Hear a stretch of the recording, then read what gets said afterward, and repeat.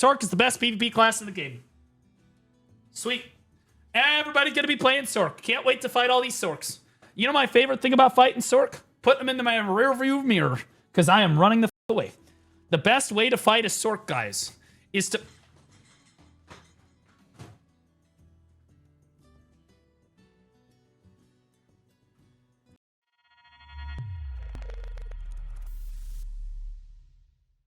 All right.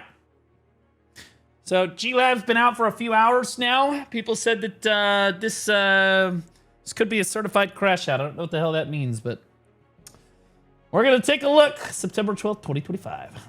All right, what do we got here? Contribution EXP changes. Throne of Edana improvements. Item changes. Monster zone changes. Quest. Node war. Conquest war changes. So no balance changes. UI. Bug fixes. Oh, class changes.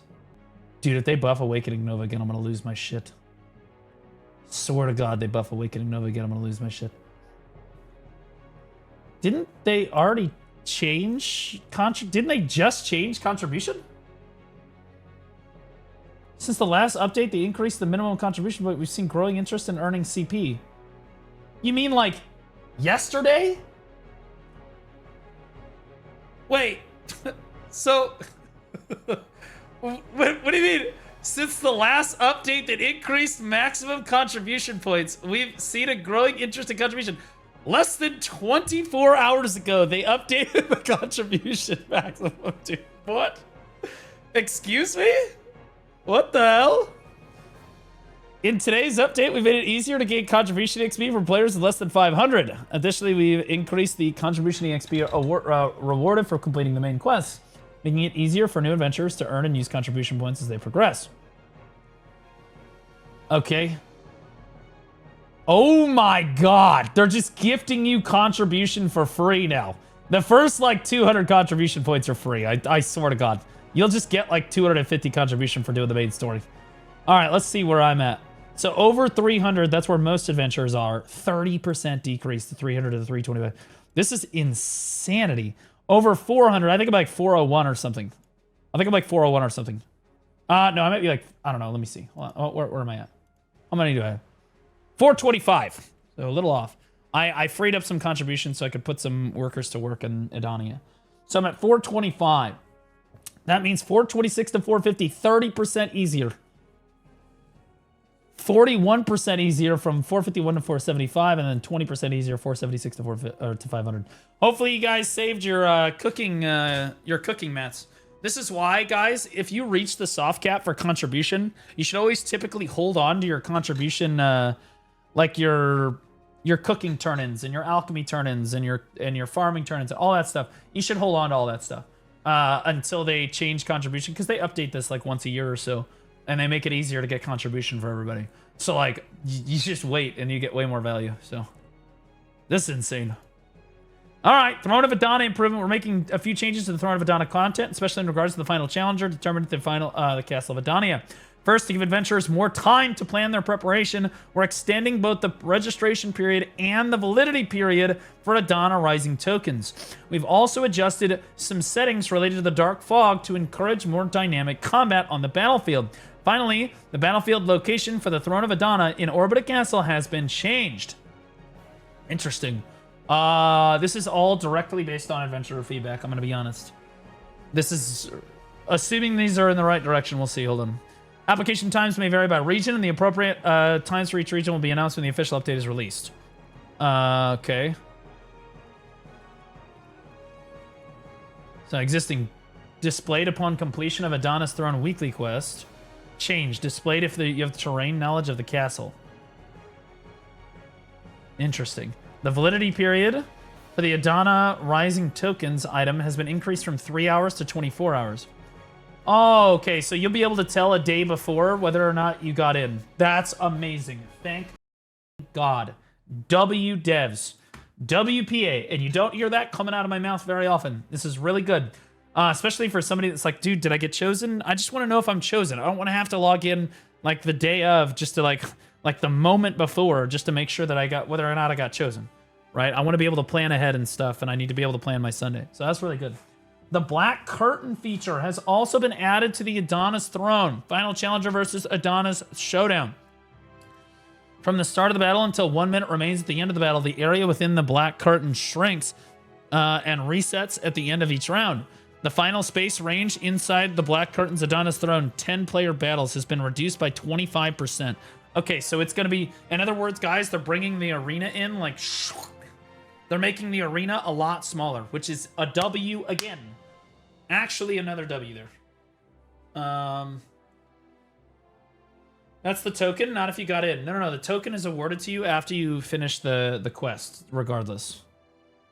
And then you right-click the token to tell whether or not, or to apply for it, right? And then it tells you, like, the validity period is, like, validating whether or not you actually got in, right? Does that make sense? The token has a 3-hour valid period, Bald. Is that what you guys think it means? Because I think that the validity period of the Edana Rising tokens has been increased from 3 hours to 24 hours. So you mean, you think that when you do the quest, you have 24 hours to right-click the token instead of 3 hours? That could be it.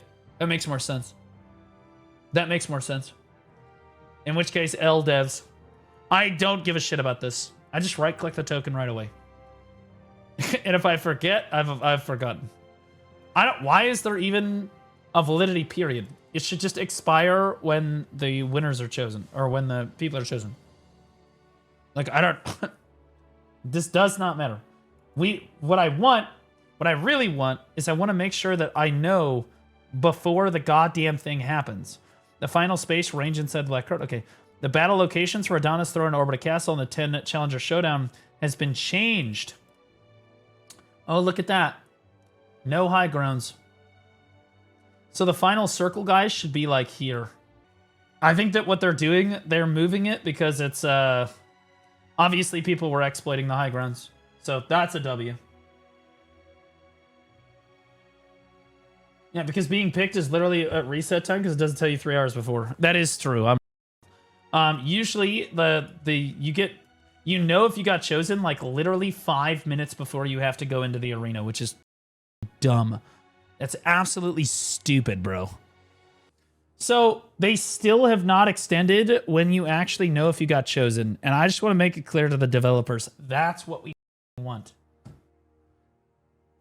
Okay, we want to know if we got chosen a day in advance. Okay, that's all we're asking for. That's all I'm asking for. And I say we because all the people that are doing it, we don't want to find out 5 minutes before. Okay? Like, we want to be able to prep and prepare, and we need to know if we need to be online at that time on Sunday. Like, we have no idea. Shirtless stream when I have a 6-pack, you guys will see it. Okay? We're going to get there. Can't promise a shirtless stream, but...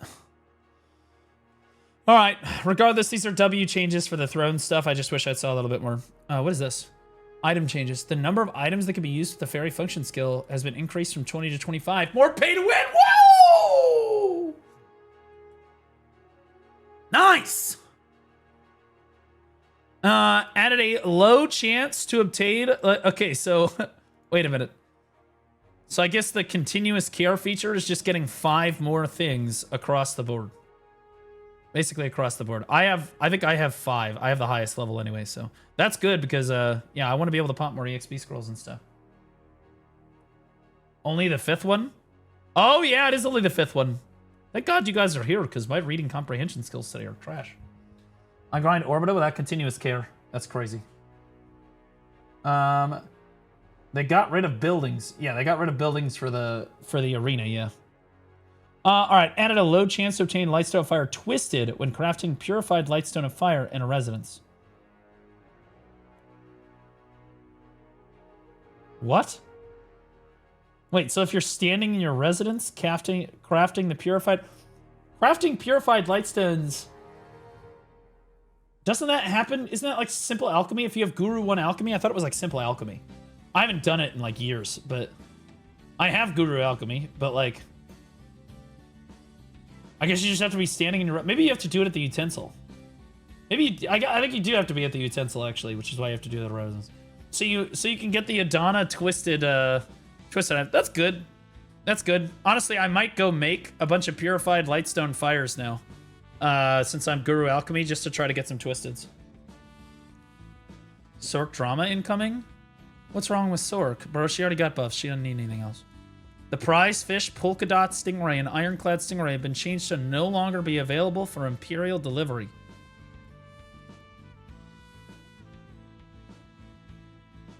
Okay, that must have been a problem. The following items have been changed to the list of items that can be exchanged for Dark Spirits Greeds in the Managed Currency UI. You know what I bet happened? Somebody went and tried to Imperial deliver all of their like yellow and blue fish, and it Imperial delivered their prize fish, and they got cooked, bro. I bet that's what happened. The following items have been added to the list of items that can be exchanged for Dark Spirit Greed. Oh, well, you guys, don't put any more. I was making sure I don't have orders down. No more orders down on your resistance crystals. This is really good, though. This is a smart move, because we all need resistance crystals all the time, and there was no good way to get them, so this is good. Each item can be exchanged at a time for 30 Dark Spirit Greed. Good. Hey, you've been watching the video for about 10 minutes. Please hit the like button. Okay, back to it. Castle of Zephyrus. A reward gimmick has been... Gimmick. Really? We're going to call it a gimmick? Has been added when defeating Beelzebub. That's the Toady. That's Toady. Or Greg. Some people call him Greg. Who appears during the Battle of the Zephyros Castle hunting grounds. During the Battle of Zephyros in the hunting zone, an effect was added where the ground turns black when the hatchery releases Kafris energy. Oh, it's called a hatchery. This effect will last until the reward gimmick that appears after Beelzebub dies. Huh. Damage from some attacks of Zephyros Castle monsters have been reduced by 20%, and Guard's bonus gauge has been increased by 10%. Okay. Beelzebub's attack now deal 30% additional guard damage. All right. Beelzebub has been changed to require defending one or more group of monsters from the hatchery to appear. The killing motion when defeating the Shadow Knight has been improved to be more natural due to the changes in the way for Zephyros Monster Zone. Progresses. The probability of obtaining items and killing monsters has been adjusted, whatever, okay. The number of hardened lava chunks that can be obtained when defeating Beelzebub has been increased to 340 to 350, but from 270 to 280, so that's good. You're going to make a lot more money. The number of hardened lava... This is... honestly, this will translate to like 400 more trash loot an hour, maybe. Maybe. The number of hardened lava chunks that can be obtained when defeating the Shadow Knight has been changed to 28 to 32 from 26 to 28. That will help a little bit. The amount of Agros Fever consumed when killing monsters has been changed. 15 to 14, 135 to 140 for Shadow Knights. But the Thebes has been decreased, so it should take less Agros overall. Because there's a lot less Shadow Knights. Okay, sure. So they're buffing the monster zones. Bro, there's no way they got this feedback in one day. I'm gonna be honest. There's no way they got this monster zone feedback in one day, bro. The expansion has been out for exactly 24 hours. Okay, a little over 24 hours in Korea. There's no way they were like, oh yeah, let's change it. Blah, blah, blah, blah. And they implemented these immediately. Guaranteed these changes were already in the pipeline. They said, it, send it, and then we'll change it right away to make it look like we're changing stuff right away on them. There's no way. Tenebrae, and if they did change it based on like 24 hours of turnaround feedback, where in the are our group grind zones? Where in the are our changes to the game when we ask for it? Like what the hell? If you could change this shit, if you can get feedback and literally implement changes in 24 hours to the global labs, how in the can you not listen to basic feedback about the rest of the game? What are we talking about? One of the two is true. They probably changed it based on Global Labs feedback. No, because Global Labs is not a good testing ground. They've said this before, because damage on Global Labs in PvE is way different than damage in Global Labs. Damage on live servers. Anyone that's grinded and played on Global Labs knows there's a massive difference between G Labs damage and normal damage.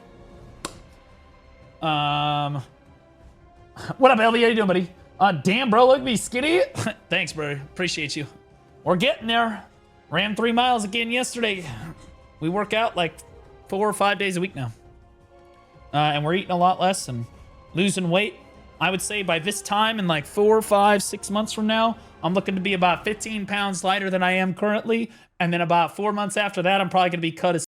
It's going to be like, holy shit, Blue's like bicep now. That's got to be insane. I might have actual women in my chat, and most of them won't have penises this time. It's going to be awesome. All right, so this is the other monster zone. After being freed from brainwashing, the Manticore's attacks have been changed to a wider area.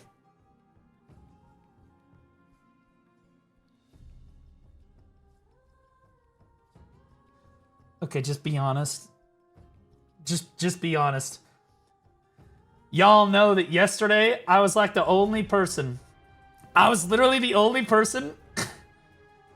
Dude, the Manticore was on this side of the arena, right? And I was grinding over here, and I forgot about the thing, so I just kept grinding. And I started, like, openly bitching. I was really mad that, like, the zone that the Manticore was killing was, like, over here. And, like, so I basically missed the entire break mechanic. And I was like, they need to make this, like, American-proof. So, like, even people can make sure that they're like, oh, yeah, I'm on break right now. I can chill. Oh yeah, I can chill right now. 100%, brother. There's no shot that they didn't see me do that yesterday. There is no way. Because I was like, God damn it, I've been on break for the last 3 minutes and I didn't know it. I just kept grinding. I forgot that the dude was there. The time it takes the Manticore to be freed from brainwashing and sealed back into the altar, the gimmick of defeating remnants Ator has been reduced. Okay. Change so that the remnants of the ancient Ator disappear more quickly after death. Whatever. Okay. Quest and knowledge changes. Added new quests. All right, whatever. Node War Conquest War changes. What is this? What are we doing here? The location of the fortress on Calpheon occupation method has been adjusted. Well, thank God you put it in Korean so we can all tell what the f is going on here.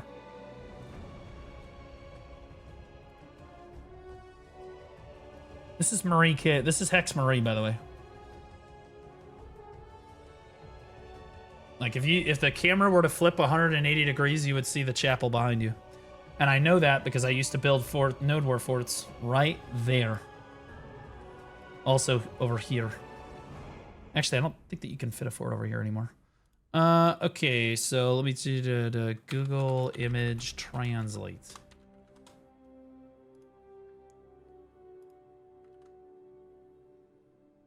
Before change, after change. Yeah, so this is a really annoying spot for the fort to be in.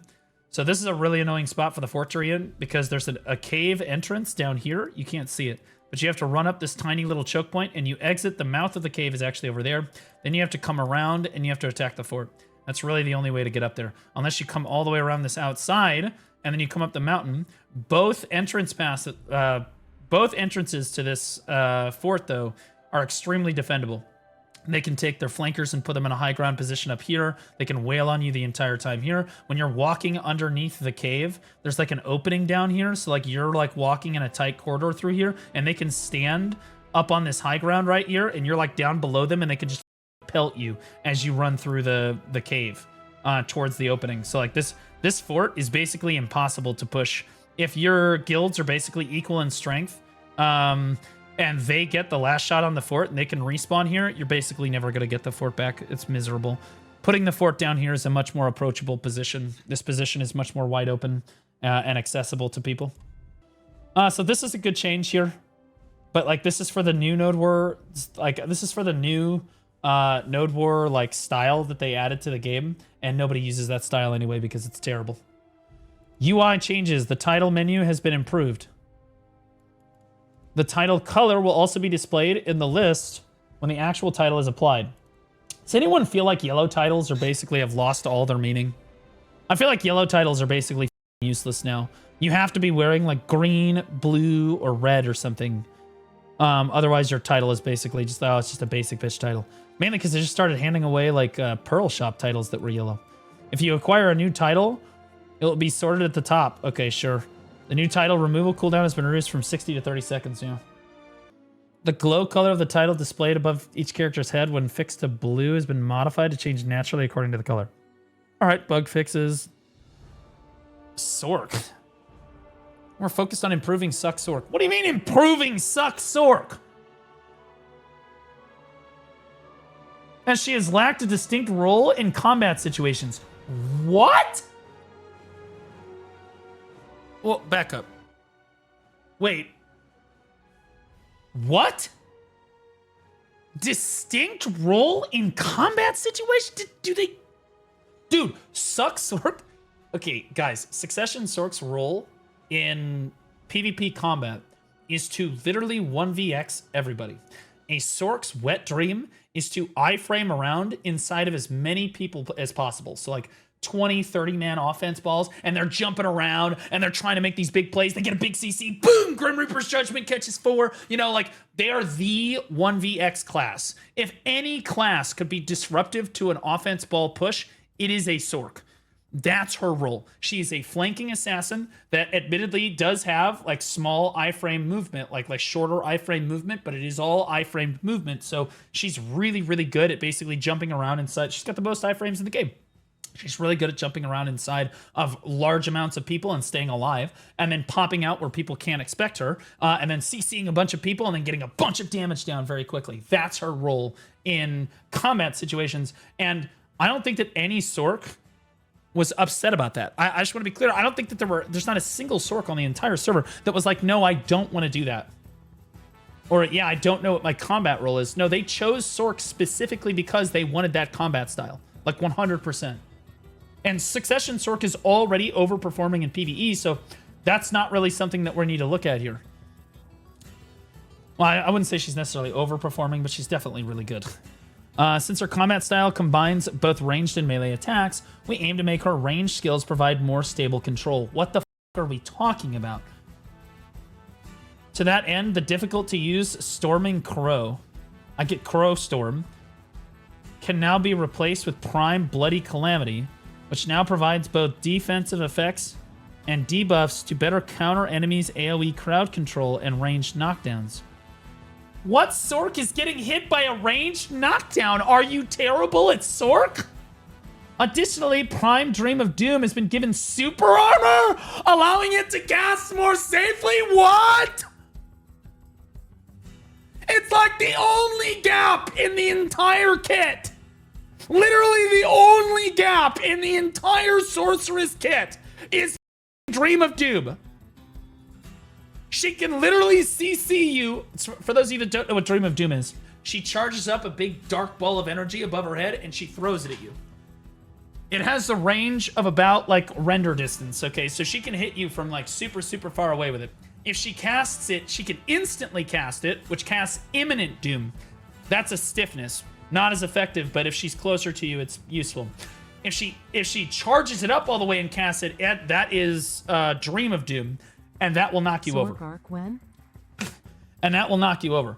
But the caveat was, this is Sork's only ranged skill, and it is unprotected. Right? So Sorks had to be careful about how and when they used it, especially against ranged classes. They could be like, okay, he's kiting now, I'm going to throw it out right now. Right? So good Sorks knew exactly when to use Dream of Doom. Now they're just going to throw it in as part of a damage. They're not even going to care, bro. They just throw that in their damage combo. Prime Turnback Slash. After using the skill, Prime Violation combo has been changed to only activate with the WC input. Absolute Darkness Blackwave. The control key for Blackwave been changed to SRMB. The Absolute Darkness skill is now activated with Sinister Energy is repeatedly used. The effect of reducing magic defense by 15 when Absolute Darkness has been hit successful has been removed, and the skill's damage has been adjusted. So they increased the damage. Yeah, they increased the damage, but they removed the magic defense debuff. Absolute Darkness skill has been changed so that it can be registered in the skill slot and used. The maximum range of the projectile Absolute Darkness skill has been increased by 60% compared to the original. Jesus Christ. Prime Dream of Doom changed so that the super armor effect is applied during casting. That's ridiculous, dude. Defense Judgment does not apply when using... these devs actually have no idea what they are doing. At Blue_Squadron Edmar from EU was flabbergasted about this update. They asked him earlier about what he thought about the class, and he told them it was really strong right now, and they still ended up buffing it like this XD.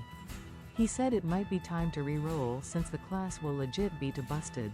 It's this Sork will literally be one of the best classes in the game. And it will not be close. This will be disgusting. And the craziest thing is that Sork's defensive stats, because she scales so well with evasion, you can also put DR on the class as well, and she's basically unkillable like Hash is. Like like bro, it's tough to damage her. It's tough to hit her as it is. It's tough to kill her. Even when you do find a CC, she's really tanky because of her evasion scaling. Is this for Sec or Awakening? These are mainly Succession buffs. Prime Dream of Doom getting super armor is disgusting. Mainly because anyone that's ever fought a Sork, and even Sorks understand, there are not very many gaps when you fight a good Sork. If you're fighting a good Sork, they can literally fight you and basically have literally 0 gaps. Okay? Giving Dream of Doom was one of the very, very few, like very brief instances where you're like, okay, I can get them right now. You know, but you had to be on point with it, and you had to protect yourself during it because, like, if it hits you, you're going to get CC too. Giving it super armor basically means they also gave Grim Reaper's Judgment used to not be protected either. Grim Reaper's Judgment is also super armored, at least in Awakening. And so, like, Awakening is super protected too. Now Succession, which was already, in my opinion, outperforming Awakening, Succession will be even better in PvP now and be even more protected. I just don't even understand what the they're thinking. Like how do you say something like this line? Like, we focused on improving Suck Sork as she has lacked a distinct role in many combat situations. How do you even say that if you understand, like, how does somebody that plays the game not understand what the role Suck Sork plays in PvE or in PvP? I don't get it. Like, honestly, like, everyone understands this and we've known this for years.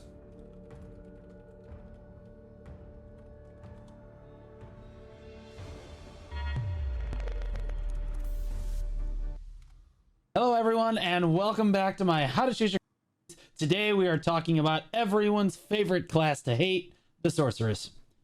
This dark magic, crow-themed, Grim Reaper-style assassin is known for her high skill ceiling and playstyle that is always tricky to deal with. From her release, she has been one of the menaces of Black Desert PvP. This is in large part due to her movement, most of which are short-range iframes designed to reposition you quickly around That was Dream of Doom, by the way. opponents, making her a brutally effective melee assassin. I don't know, but bro, we've known this for literally years. This came out like 2.5 years ago. This came out like 2.5 years ago, and it's not just me. Okay, everyone knows this. She's a melee assassin. It's not that she doesn't. We don't know that she doesn't have a distinct role in combat situations. She has one of the most distinct combat roles in the entire game, where a berserker could be like, well, sometimes I like to play my berserker as an assassin. Sork cannot play as a tank necessarily, right? Like, you could say that you're tanking a lot of damage because people are like, you know, you're taking up their time, but you're really, you know, you're not a tank. You're an assassin, but you're an effective assassin. And she always has been. She's the 1vx goddess of the entire game. She is literally just, there is no class in the game that is better at fighting multiple opponents than a sorceress. That's her role. That's always been her role. And her weakness is that she can't move very fast because she has short iframes, right? So she's got asthma. But also, she also doesn't have very much range either, other than Dream of Doom, which was unprotected when she threw it, right? So you really didn't have to worry about anything if you were standing at range from her. That was like the counterplay to the class. Now, Dream of Doom does a lot of damage. I don't know if people know this, but Dream of Doom hits like a truck.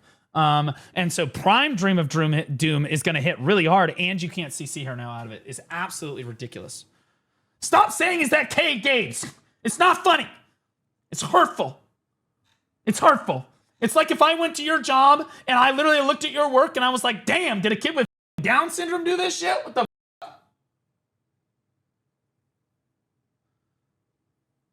It's toxic. Bro, Baldy, you remember when Suck Sork came out and the 100% ultimate was insanely disgusting and large scale? I think that was her golden age. Yeah. So when Suck Sork came out, her 100% would just like destroy everybody. It was absolutely insane. Then they adjusted it. But like, this is crazy. I don't understand this, especially if they got the feedback from like the best Sork in EU, which I'm going to tell you right now, EU has way better Sorks than any other region in the game. Korea's Sorks are the worst ever. NA has some okay Sorks, but let's be honest. LOL, NA Sorks, you know what I mean? EU has the best Sorks in the entire game that I have ever seen.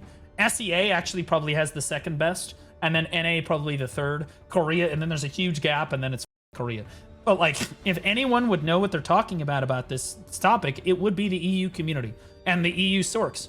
And the fact that the EU Sorks told them, no, our class is really strong, don't touch it, and they're still buffing the class, tells you how little they actually do listen to like player feedback and how much they just listen to themselves. So like that makes me think that these grind changes above here, these were not player feedback. This is their own feedback for themselves. They're looking at it and so they look at other people doing it and they're not listening to their feedback on it. They're just watching the player do it and be like, oh, that's not really what we wanted to happen, so we're going to change it so that we get what we want out of it. It's less, you see how that's different? So like, if they're watching a player do the content and that player gives them feedback and then they changed it based on that person's feedback, that is different than watching someone do the content, not listening to them at all, and then just changing it to be your vision of what you want to happen for that. Okay, because you're going to make changes that are different than what that player necessarily would have told you. And that's exactly what's happening, I think, in PvE and PvP. I think that they are watching the community and they're watching what players are doing and stuff. They're just not listening to what the community has to say. They're changing the game to what they want to happen and their vision for the game, regardless of what the players say. I think that's what's happening. Because, like, if the Sork really did tell them, if they really did say, don't, like the person that won the best in class tournament, or like they won the Pearl Abyss tournament, told them, don't touch the class, it's already really powerful, and then they got massive buffs to the class, they're just not listening. And to be clear, I was told by Pearl Abyss themselves, okay? Pearl Abyss themselves told me that they interviewed the Korean office, interviewed the best in class players, and they were really kind of just looking for glaze. That's what they told me. They weren't actually looking for feedback about their classes. Like, this was years ago. The people that won the best in class tournament were allowed to sit and call with the developers and give feedback on their class, or like talk about their class. And really what the devs, what that meeting was about, was they were hoping that they would glaze them. And instead, our class leads literally went to them with like Google Docs and like explained like finite details about the class. Like, I think that this should be changed, this should be changed, this should be changed. This is good, this is good, this is good. Don't change that, right? They didn't listen to any of that shit. It was a joke. It was a joke. They didn't even listen. They didn't care. It's crazy. It's literally crazy. Oh god, dude, this is so rough. Storming Crow, the bound effect has been changed to apply only to monsters. Skills have both defensive judgment and status effects will be changed to Prime Bloody Calamity, Prime Blade of Darkness skill, movement speed reduction after the effect change from 15 to 20% for 5 seconds. Prime Bloody Calamity added a stun effect on 1 hit and a knockdown on 2 successful hits. This effect applies in PvP.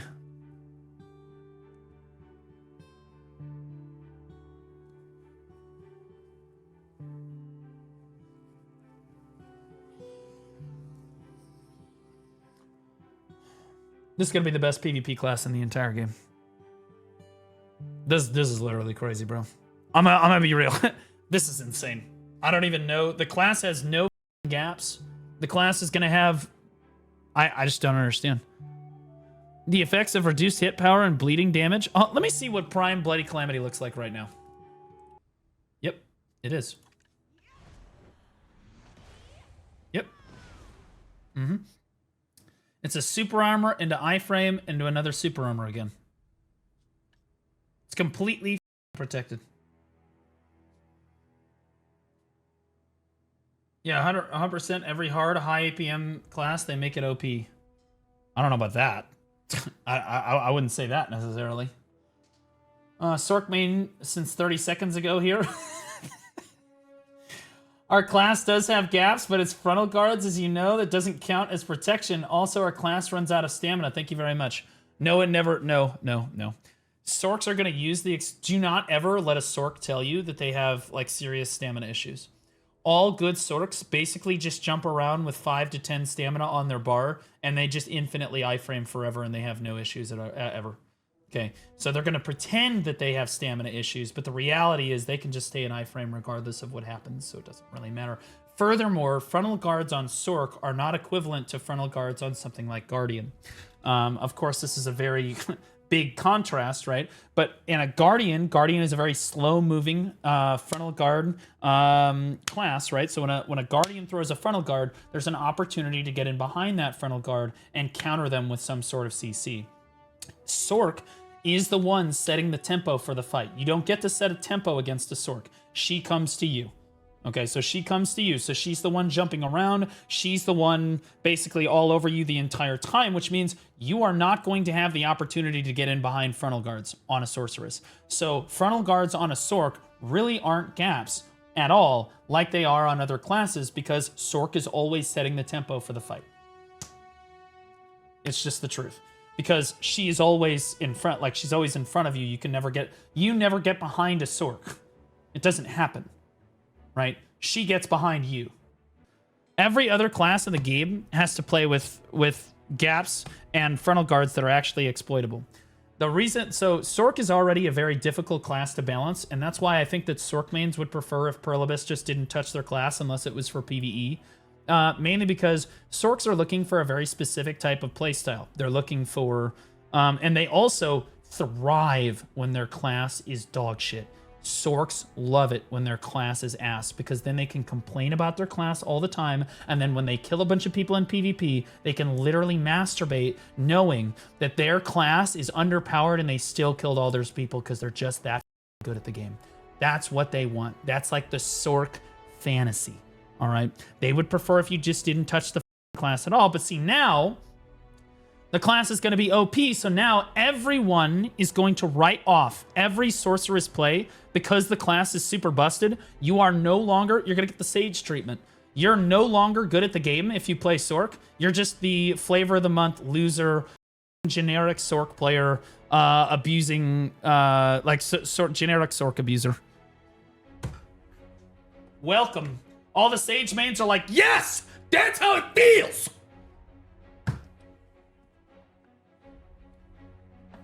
I'm a new player, and I have the impression that's not the easiest class. It's not necessarily super easy to play Sorc. That's not the argument here.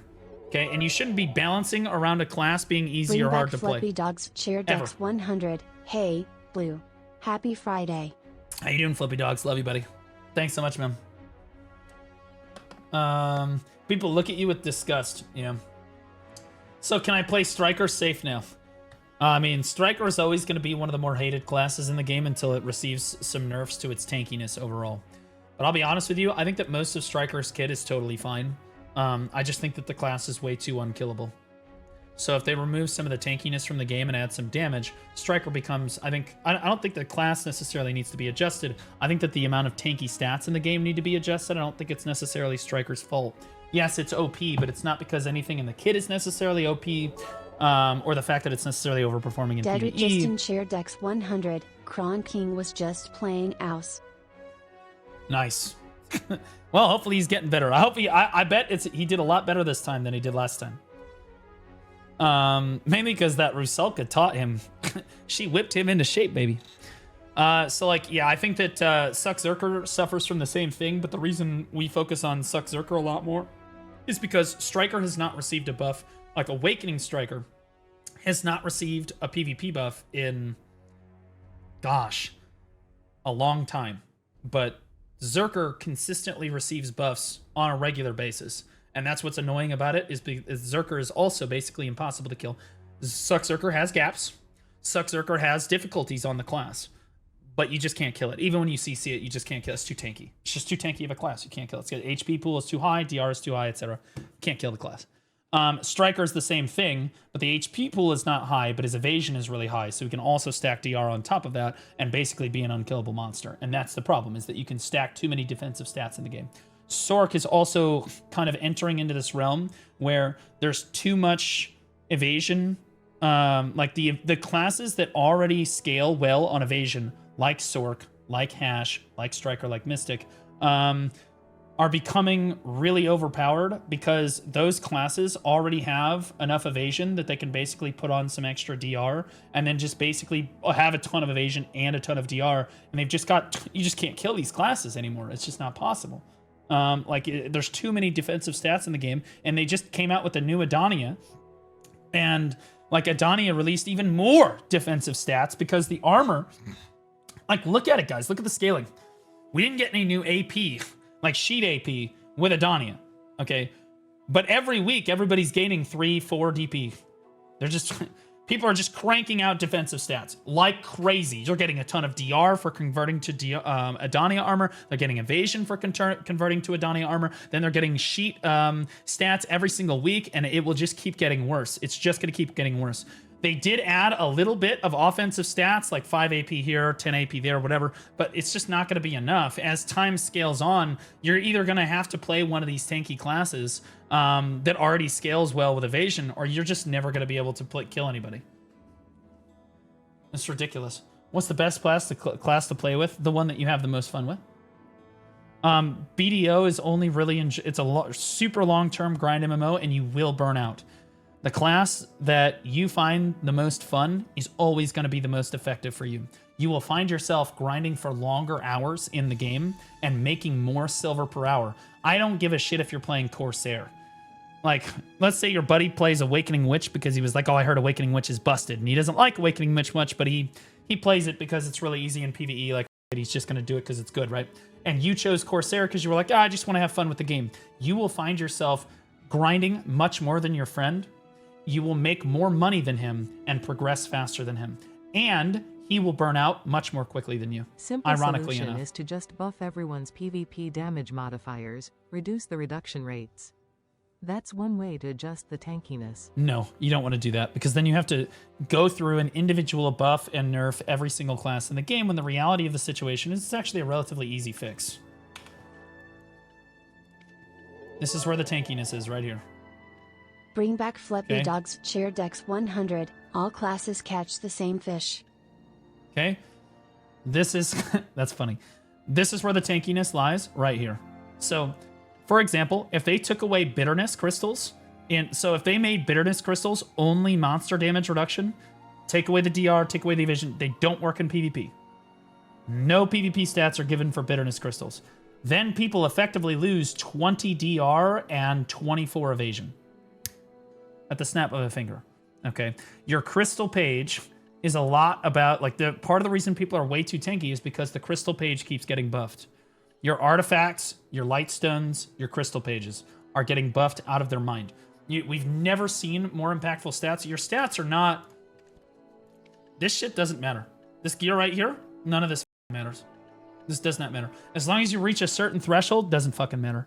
What matters is your crystal page, your artifacts, and your light stones. That setup right there is what matters, okay? So if I open my artifact page, you can tell that, like, my DR one, this has human damage on it, and I realize that that's not very effective. So for my evasion one, I just put DR on here, and I'm going to amplify the DR as well. So you can amplify these light stones and get even more tanky stats. So, like, I'm going to get even more DR once I amplify my iron wall stones. And then I've got the Decky evasion artifacts on, which I will then improve as well. But, like, that's only going to give me a little bit of AP. And that little bit of AP is not going to make up the difference for all 4 iron walls being upgraded. Okay? So, like, we're getting, overall, you're constantly getting more damage reduction and evasion stats than you are offensive stats. And that's currently the problem with the game as it stands. Like, you're always getting more defense than you are offense. And that's why everyone is just so goddamn tanky. And that's why everybody is just starting to stack. They're like, like, bro, you can't kill people anyway. You might as well just stack DP, right? Which is why, again, my PvP setup for Mystic, and even especially for Mystic, is Decky evasion artifacts with Iron Wall, and I'm going to amplify the Iron Wall defensive lightstones. Can't kill me. Literally can't kill me. And if they can kill me, what I do is I take off one of the Jin AP crystals, and I put on a DR crystal, and I put on an evasion crystal. Because, see, then I still do enough damage to kill most classes, even with 2 crystals taken off. But then they can, literally no one in the game can kill me no matter how much gear you have. Like, because I have too much DR, too much evasion. Doesn't matter if you're Divios. I could just go up and get a cup of coffee. You can't kill me. Like, It's cancer. It's not because I'm good at the game. It's because they've added too many defensive stats and not enough offensive ones. Furthermore, people with a tremendous amount of gear have realized, well, since the AP scaling is not very good, like, so... the AP brackets at, like, 393 are not, like... You're not getting, in PvP, you're not getting a crazy... You can sacrifice 20 to 40 AP and still be able to kill people. Okay, like normal classes like Deadeye and Ranger and Archer and Dark Knight and all them, those are still killable. Even if you only have 350 shit, you can kill them with 330 AP. Like, you don't need... So, you can just sacrifice all of your sheet AP to put on DR, to put on evasion, crystals. And again, it's coming from the crystal page. The DR and the evasion that you're getting from crystals, artifacts, and lightstones is way, way too high. And they keep making it worse. Now, again, it's going to keep scaling even worse because with the Edana expansion, we didn't get more sheet AP. Okay, Karazods, we already had these. Sovereign, can't get past deck anyway. So we're not getting more sheet AP or any stats there or any brackets there. Okay, but every single week, everyone on the server is getting a little bit tankier. Everyone's getting 2, 3 DP a week. They're just pumping. It'll slow down. Eventually, it'll only be like 1 DP a week. But like, literally, this is going to be cancer. This is going to be cancer. After a while, there's no one's going to be able to kill anybody in uncapped PvP. And this is the problem currently, is that like high-end players like myself can just put on a crazy amount of DP and never die. I can die on Deadeye because Deadeye does not scale very well with evasion, and so even if you put on DR, she's still a really squishy class. So Deadeye's just kind of ultimately, unless your opponent has less gear, in which case you'll be fine. But like on tanky classes, Striker, Mystic, Hash, Berserker, and now even Sork, really anybody that scales really well with evasion or people that scale with a big health pool and with DR, this classes are just unkillable, man. The classes are just becoming ridiculously unkillable, and eventually everybody will be unkillable, and everyone will realize this and just put on all DP, and then we're all just going to be wet noodles hitting each other. So would you suggest to just get one defensive stats, only like only DR or only evasion? Well, eventually you're going to have both, and that's what the Edana armor has done, and that's part of the problem with the situation currently, is that the Edana armor, once you trade it in, gives you both DR and evasion, so you don't really get to choose anymore. So what happens is everybody gets the same amount of DR and evasion from their gear. There's really no build diversity at all. So what it comes down to is some classes in the game have natural defensive buffs in their kit, like Striker and Mystic have crazy good evasion just built into their kit. They've also got damage reduction against other classes in the game, which sucks. Which sucks, but like they're just naturally very tanky classes. And since you can't itemize against this really anymore, they're just going to feel tankier and tougher to kill than basically every other class in the game because their kit gives them extra defensive stats already. And they're like, okay, well, I have a bunch of extra evasion now. Nobody can hit me, so I'm just going to put some DR on, which is exactly the situation that I'm in. I see. That's correct. It's just class-based now. Correct. There is no build diversity. It is only what class are they playing, right? And if they're playing a class that scales really well on evasion or DR, like Berserker in this case has a really high health pool, they can just build defensive stats. They do enough. They have enough base damage that like anybody that has 40 less gear score than them, they're just going to be able to one-shot anyway. And anybody that has the same gear score as them, well, they can't die and you can't kill them anyway, so it doesn't matter. You saw this in great effect. Did you guys see the Divios fight? When Divios lost 0-2 to that Megu? He did not lose because he was worse than the Megu. He lost because the Megu realized, I can't kill Divios, and Divios realized, I can't kill the Megu. Right? Divios could kill the Megu. He could. But he had to catch the Megu. And what the Megu realized was, well, I'm just going to run around. So he just ran around and iframed the entire time and won by gear. Right? Because he's just going to iframe. Because he put Divios on the ground, couldn't really do any damage to him. Couldn't really do any damage. Now, you could say that it's like, oh, well, the Megu's wearing a full DP build. Why is the Megu wearing a full DP build? Exactly what I just said. Megu scales well with evasion. It's difficult. It's difficult to get around this, right? Versus if that had been a Deadeye in the arena with Divios, do you think that Divios would have lost? No, Divios would have destroyed him. Divios could have gone in there with a DR and an evasion crystal and still one-shot that bitch, okay? Some classes just do not have any defensive stats at all, and because of that and the state of the game, those classes are killable. versus other classes are completely unkillable, and Sork is climbing into this threshold here because she already has really solid evasion passives in her kit. They're not the best in the game, but they are still solid evasion passives, and now she's got enough evasion overall that she's like, all right, well, nobody can really hit me anymore. So I'm going to put on some DR and, oh, yeah, now nobody can kill me at all, and I can kill everybody, so we're good, right? Because she already does a lot of damage. Sork packs a punch. She can blow you the f up. She definitely hits really hard. So like this is a serious problem in the game, and again, it's actually a pretty simple fix. They don't need to go through and buff and nerf every class in the game and their damage and their tankiness, whatever. It's not a class problem. It's the crystals and the artifacts and the lightstones giving way too much defensive stats. So what they could do is they could nerf bitternesses to be like only apply bitterness in PvE, and then buff the AP crystals in the game, buff the AP lightstones in the game, buff the AP lightstone combos in the game, buff human damage, buff that stuff. That way people are doing more damage, and so they can actually kill these players that are trying to exploit this stuff. Like, it really, like, again, it's not really a class necessarily issue. I do complain about Zerker a lot, but it's really not Zerker as a class really that has a problem. Zerker, yes, what's annoying about Berserker is they keep getting buffs, right? They didn't get a buff on this patch, but it's annoying about Zerker is they keep getting buffs, right? And the other classes aren't necessarily getting buffs. Here we're seeing Sork get a buff, and again, a lot of people are like, well, bro, this is not cool. Because, like, she was already performing super well, and now she's getting another buff. It would be like Hash getting a buff. People would be upset. Megu is full DR, zero, Megu is full DR, zero evasion.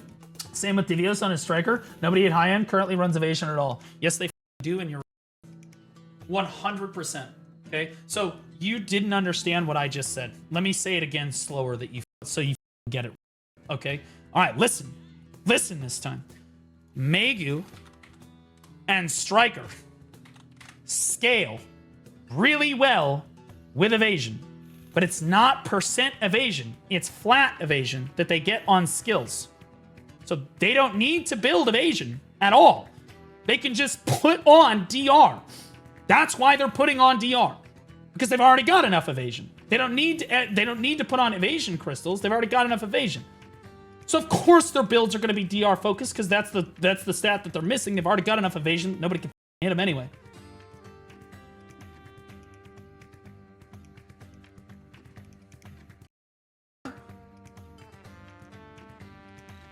Like, bro, if you listen to what I was saying, you'd understand that that's exactly what I'm saying is happening. These classes that already scale with evasion are just putting on DR because they've already got enough evasion naturally built into their passives and their buffs on their skills that they don't need to put on evasion crystals to make the difference. That was mean?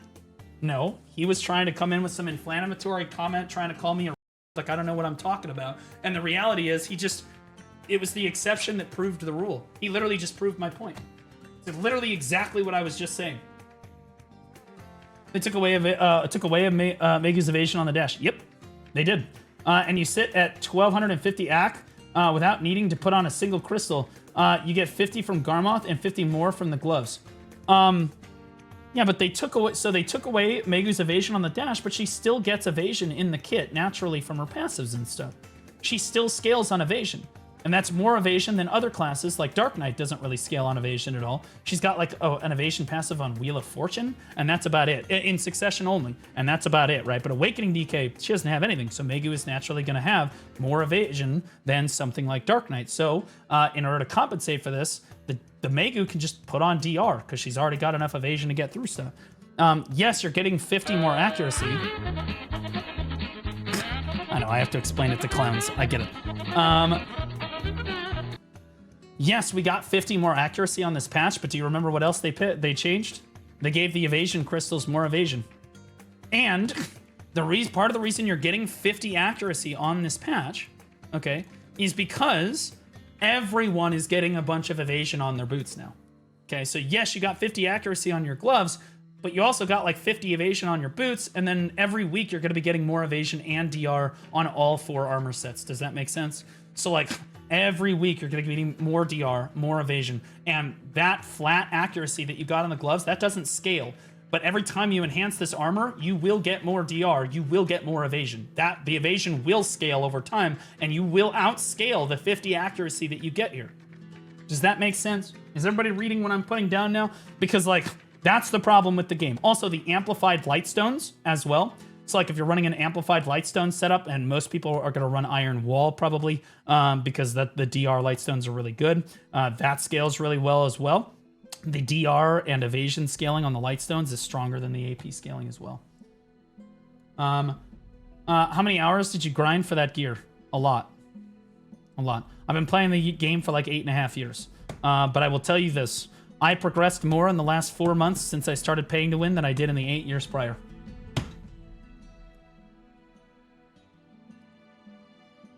You haven't written anything to read, though. My audience doesn't read the... Only important thing, which scales best with Gunnar outfits for real. True. How much evasion do we need to talk about? Like, they have enough and we can build DR, asking for a friend. It really depends on who you're fighting. If you're fighting digital, the answer is going to be completely different than if you're fighting family. Than if you're fighting... depends on who you're fighting. If you're fighting some rando out in the world that really doesn't PvP very much, you're not going to need very much evasion, right? Because most people don't have a whole lot of accuracy on. Especially if you're an evasion class. You could just evasion buff yourself up and have your gear on, and you should be okay. That's why you see a lot of players building DR. It's because they've already scaled enough with the evasion that they don't need to worry about it anymore. Striker can have a free evasion passive and a 25% SA for no reason why. Yeah, exactly. Well, that's why Striker is rough right now. But this is a serious problem with the game, and I don't see it being addressed really at all. They addressed a little bit of it on the previous patch, where like the DR crystals, like, oh, we're gonna limit these to 2, and then we're only gonna say that they can be used in PvE or whatever. But those weren't like the primary like problem right now. This problem is only gonna continue to get worse, like I said, because every week no one can really get any more AP, but people can continue to get tankier. And tankier, and tankier, and tankier, right? Amplified lightstones, Edana armor. It's just going to keep making people tankier and tankier and tankier, and it's just going to become a serious problem for everybody that plays the game. This is a serious issue. Like, the 50 flat accuracy is great right now. That helps us against evasion, but in the long term, it's just not going to matter. Time to replace our purple gear, I guess, for more AP. No, the solution is to just don't play their game. The solution is to just not play the... just play... don't lean into AP, you lean into more tankiness. Because you're not going to be able to kill them regardless, so you might as well make it so that they can't kill you. That's the only solution in PvP. In uncapped PvP, you just make it so that you can't die and they can't die. And that's really the solution that we're headed towards. Like, even classes like Hash. Hash is putting on, and this is the biggest problem, is you don't even know what the f they're putting on. Like, Hash can literally put on an evasion crystal or a DR crystal. Most of the time, like, if Hash has enough evasion naturally that you need to put on at least 1 or 2 accuracy crystals to even hit them. If they put on 2 DR crystals, well, congratulations. Now you've put on too many accuracy crystals, and now you don't have enough AP to kill them. So you literally, it's a no-win scenario. You cannot win. You literally cannot win. All right, let's read through the rest of these global evs. All right, so Prime Crow Flare. When a successful hit, the effect of reducing attack cast speed for 10 seconds was removed and changed to the effect of reducing all AP by 36. What the f? 36 AP? Minus? That's crazy. See, that's what I'm saying, bro. You don't do any damage to sorts. You don't do any damage to these.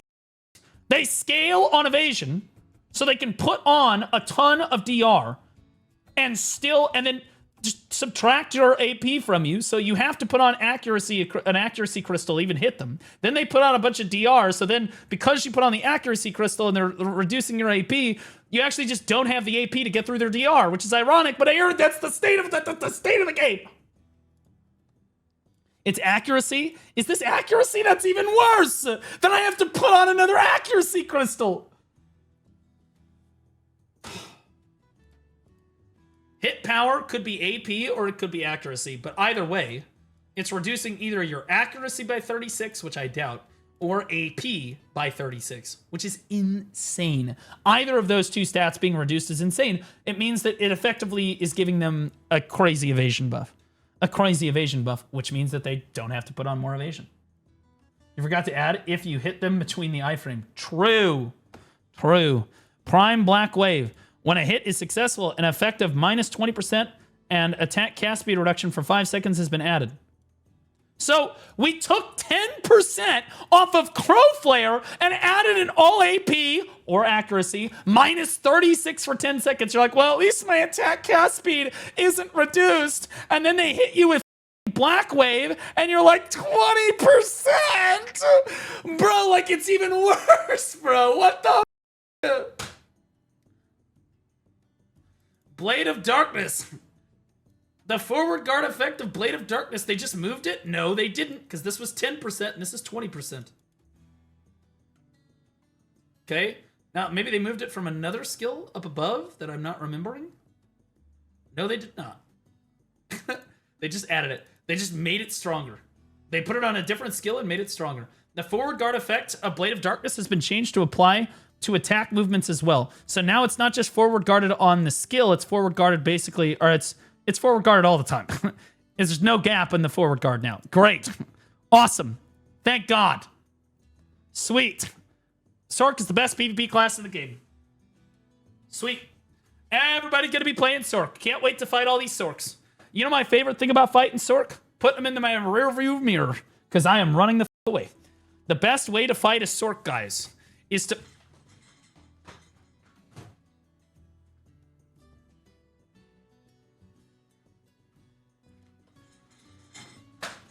Honestly, you just get the out of there. You just run. You just get the. You just get. They can't. They be trying to catch up to you.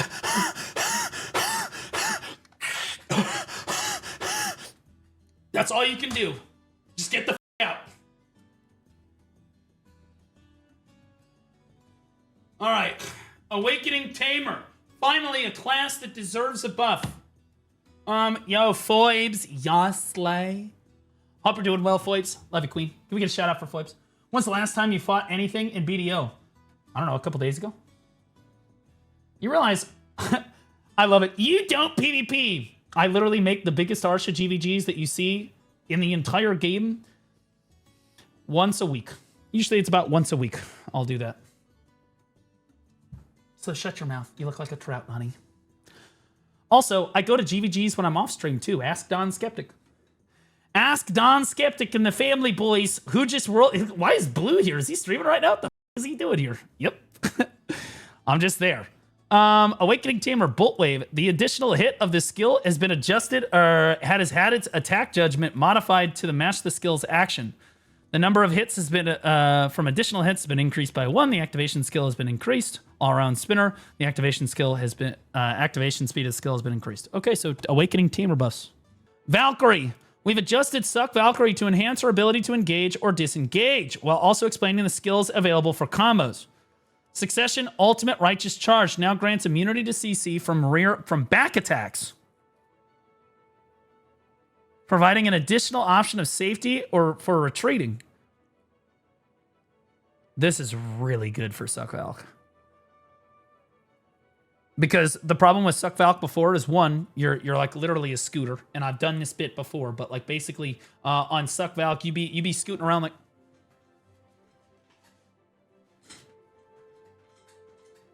okay, and the problem is you end up scootering your ass in there, and then you can't get back out because all of your movement is frontal guarded. So if you try to run around and turn around and leave, they're just gonna hit you in the back as you leave.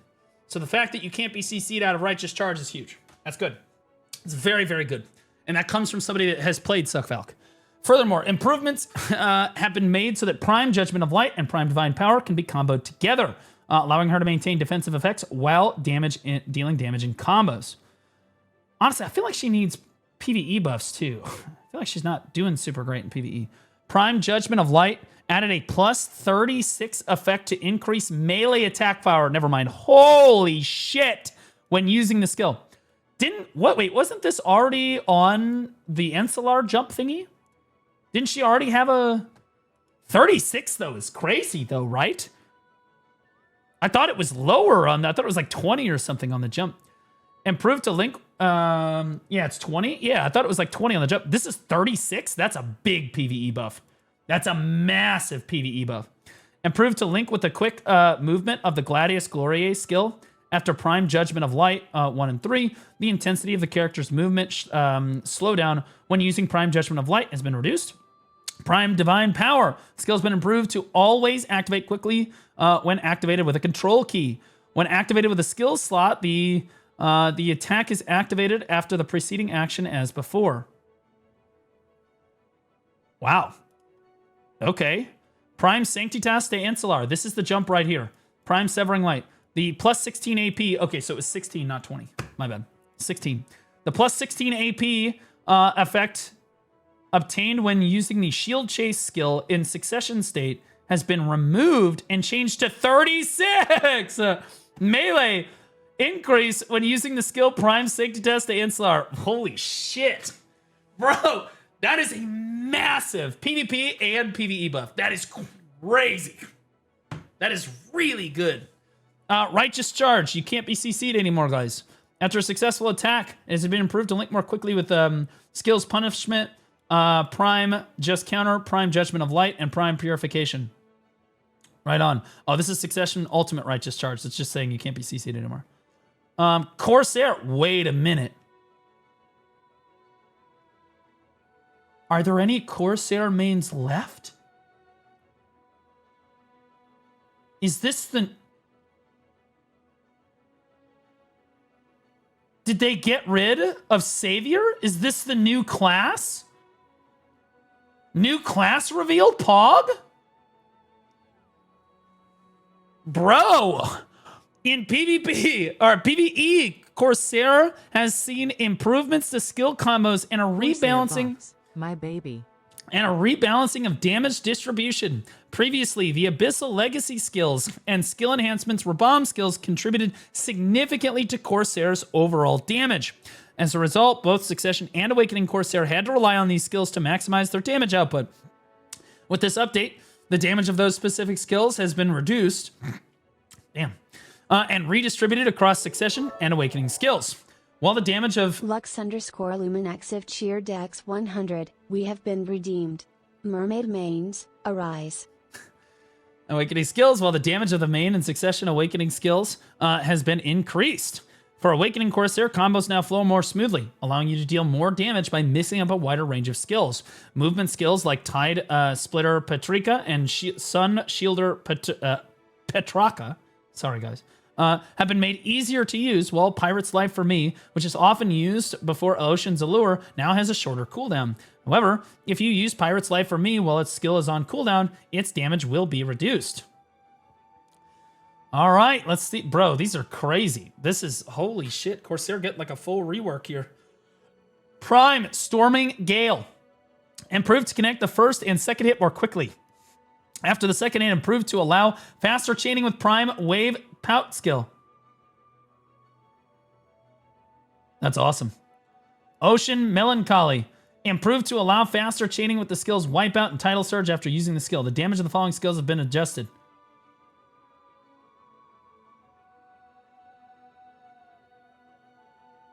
Holy shit! Okay, so basically every skill in your entire kit for Succession, and some of these would work in Awakening too because they're absolute skills, are being buffed. By how much though? Let's see. Looks like it's just a PvE buff. It's times one. It's increasing by what? 650%? That's like a 10% damage increase, brother. Yeah, it's still the same amount of hits. That's, this is also more than a 10% damage increase. This is, some of these are only like 5. Yeah, this one's not very much. Holy shit. Okay. So, I'm going to sum it up. I'm going to read off all the skills that got buffed. It's anywhere between like a 2 to 10% or so buff in PvE, basically across the board. Pros in general, the percent change for you. Oh, that'd be great. That would be awesome. Assuming you've done your math correctly. Let's see it. Oh. Oh, this is the ocean theme for BDO. It's perfect for this. Oh my god! Bro! Absolute overflow. 11.8% increase in damage. Prime Storming Gale, 12.4% increase in damage. Prime Wave Pout, 5% increase in damage. Tides, Absolute Tides Kiss, 10.1% increase in damage. Prime Ocean's Pearl, 5.4% increase in damage. Captain's Orders Open Fire, 7.1% increase in damage. Prime Wave Slash, 5.4% increase in damage. Prime Wipeout, first and final hit, both got a 15.3% damage increase. Holy shit. Mareka, Prime Mareka Spiral Soak, plus 7.8%. Prime Mareka Spiral Soak, a second hit, 7.8% as well. Prime Mareka Whale Song has first and second hit. Both of them got 6.1% more damage. Absolute Whirlpool, hit and final, got 10.3% more damage. Absolute Tidal Slash, 8.8% more damage. Absolute Crashing Wave, 9.7% more damage. Absolute Squall, all 10.9% damage. Vigor Rush, first and second hit, lost 15% of its damage. Wave Blast lost 13.1% of its damage. Rising Whirlpool lost 11.9% of its damage. I think those are the Rabomb skills, guys. Holy shit. And to be clear, the PvP ratio is disproportionate. You will also be doing more damage in PvP as well, based on this chart. Because you're getting like 11.8% damage overall, and then you're only losing 2.95% more damage. But like, I don't know. I don't know about the PvP damage. We'll see. PvP damage is kind of tricky. But the PvE damage buffs are insane for this. Thank you for sharing that, by the way. That was insane. Also, for those of you that don't know and you're thinking about playing Corsair, or maybe you were on the fence before because she was like terrible in PvE, she's actually the really low APM and a fun class to play. Really chill. Really chill. Safe in PvE for the most part, too. Awakening. Okay, so Awakening Corsairs. Get your dicks erect. Wind Piercer Petrarca. Oh my goodness. Improve the skill to Wokage. Improve to link more quickly with the Surface Slicer Petrarca skill after using the skill.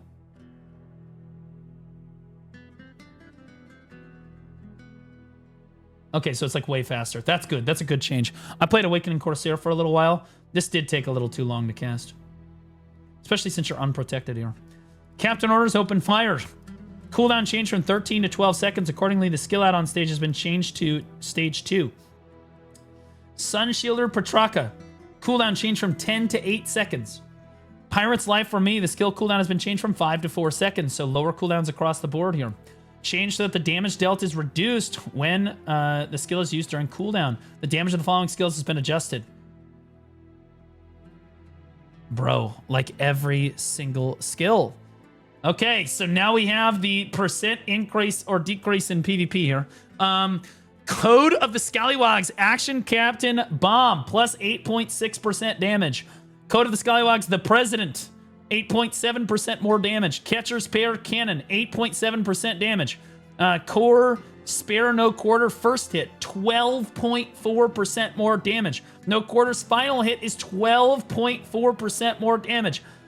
Surface Slicer Petrarca, 13.5% more damage. Jesus Christ.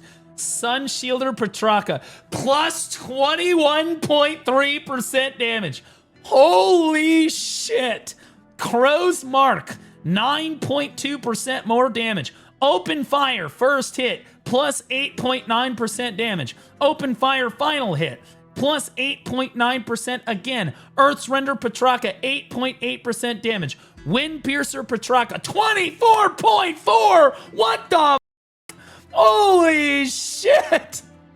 Bro, that might be the single highest PvE damage buff I've seen in years. For one skill specifically. That is absolutely insane.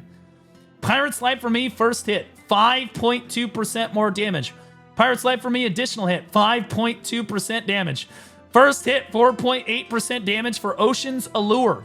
Ocean's Allure Water Fog effect is 4.8% more damage.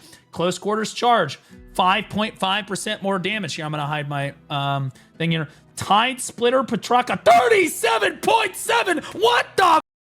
Holy shit! Never mind. Record immediately broken. Oh my god! Holy shitballs, bro!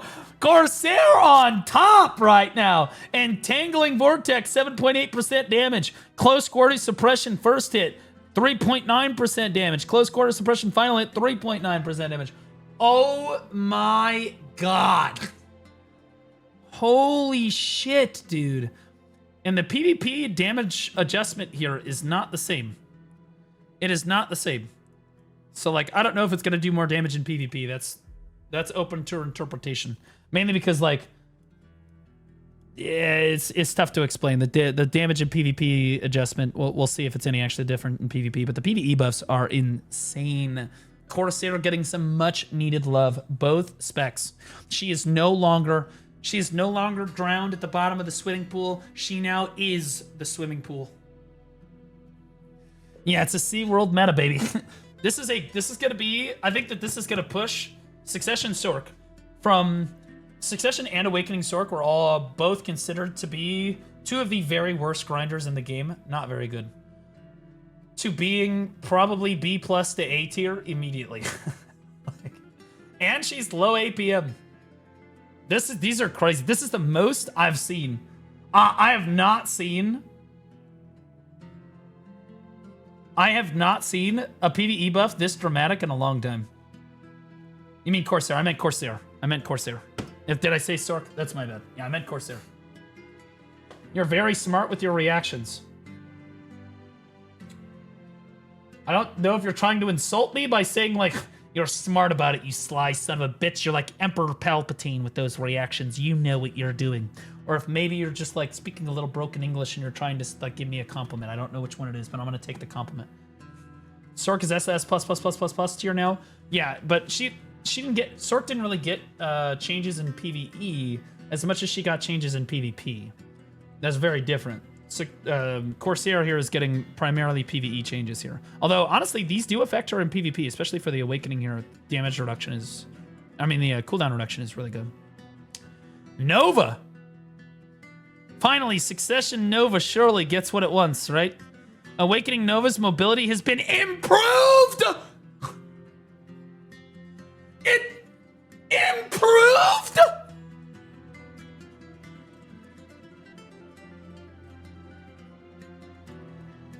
What? In the previous patch, Twisted Orbit could no longer be used during cooldown, and the movement was removed from Royal Fencing Riposte, which weakened Nova's hit-and-run playstyle. Even in Excel state, this playstyle felt less distinctive.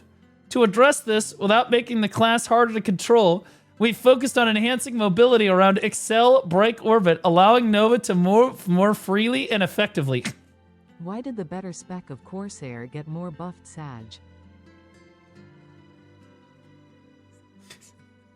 Succession Nova mains, I guarantee you that the Succession Nova mains over here, they were looking at the top of these fast notes, they're like, oh, Corsair, yo, we got Corsair about that crazy, bro, let's go!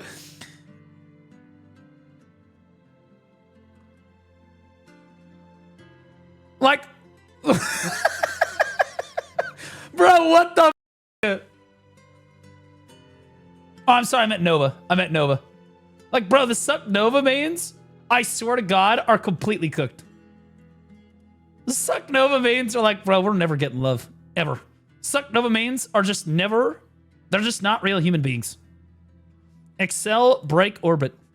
Improves so that you could activate it up to 2 times in a row by holding down the control key in a direction regardless of the direction. Is it time to start the Nova arc? The iframe effect is applied even when activated continuously. So she's got iframes now too. The skill's behavior has been changed and has been adjusted so that it can be activated continuously from all directions at the same time. Do you guys think that Pearl Abyss secretly has like an underground drug cartel trade of cocaine? And like they're trying to, like, this is like Awakening Nova is getting movement buffs so that they can sell more of that cocaine. Because like that's like tinfoil, but like it's becoming more true. Twisted Orbit, Excel Twisted Orbit. Added the ability to left click Royal Fetching Lunge skill to chain when the skill is on cooldown. All right, so Awakening Nova, as if it needed more mobility, is getting more mobility. Insanely enough. Drakania.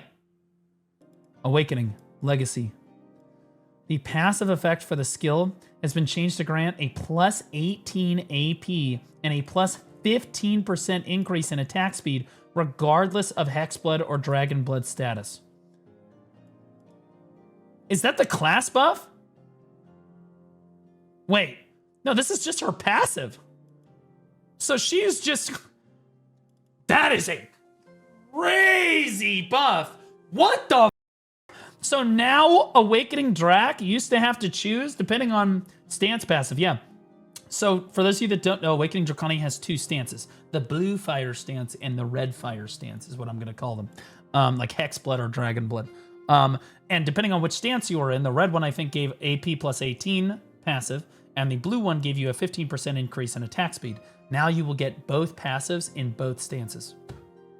That is an insane buff. That is an insane... It's wind energy, not blue fire. It is fire.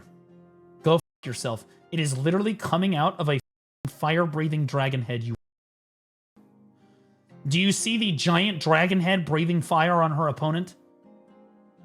Are we joking? Yeah, I'm sure he's just blowing hot air like the f*** needs to take a Mentos or something. Like, god damn, someone get that for a breath mint. Like,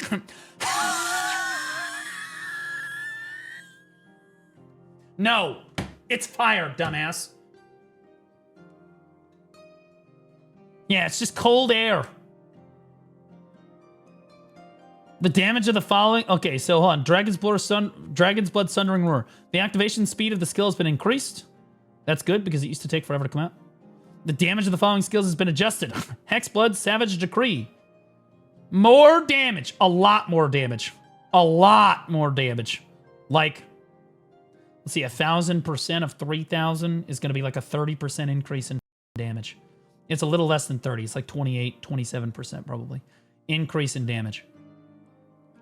The third hit, not quite as much. That's crazy. That's a lot. It's blue, so clearly it's cold fire. Oh, That's yes. how it works, right? True. Hexblood Storm Piercer. Getting also a damage buff. Big damage buff. Black Spirit Storm Piercer, damage buff, whatever. Wukong. For Wukong, there was cases of Wukong's hair buff. This is why I don't play this shit class. So there is a buff to having hair. Interesting. Interesting. These baldest freaks. These baldest freaks. I told you they discriminate against bald people. That's why they don't like me.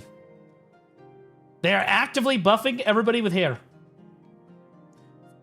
The Wukong's hair buff caused unintended movement as hitting an enemy with the power pull, which, that's his penis, would trigger a dash in an unwanted direction. Now, if you lock Celestial Nectar, that's his semen, the dash effect will no longer activate on hit, giving you more control over how you use the skill. The Summon Shadows effect from the Celestial Nectar will still activate regardless of the lock setting. We've also improved It Ain't Over in the Fighting Buddha state. Now Wukong will move a fixed distance just like he does in his normal state, regardless of his Wukong's hair buff. This change makes it easier to position yourself and apply debuffs in PvP. Celestial Nectar, when the skill is locked, additional charge has been made so that the dash does not activate when hitting a target with the power pull as part of Wukong's hair effect. Heaven's Pivot, the duration of the super armor has been increased to last until finishing the move and retrieving the pull. Okay. It ain't over yet. When using the skill, it ain't over yet. While the fighting Buddha state has been improved so that it moves a certain distance and activates regardless of Wukong's hair buff effect. You just keep rubbing it in. Class bug fixes. Sork fixed the phenomenon where Sorceress wasn't the very best class in the game at basically everything in the game all the time, so that players would stop thinking that we're not playing favorites anymore. Well, at least they're honest about it. What a roller coaster of a Global Labs patch. What a roller coaster. Contribution EXP changes. Edana throne changes. Node war changes. They're like, what, at mid? UI changes, bug fixes. Class changes. You're like, Sork. Then you're like, Corsair. You know, Tamer's like, it's like here, right? And then you're like Drakania. Wukong. Class bug fix it. Like, bro, we all over the place. Oh, yeah. Nova. Yeah, I forgot Nova. That's crazy, bro. What an insane Global Lab patch. Also, please like, comment, subscribe. Love you guys.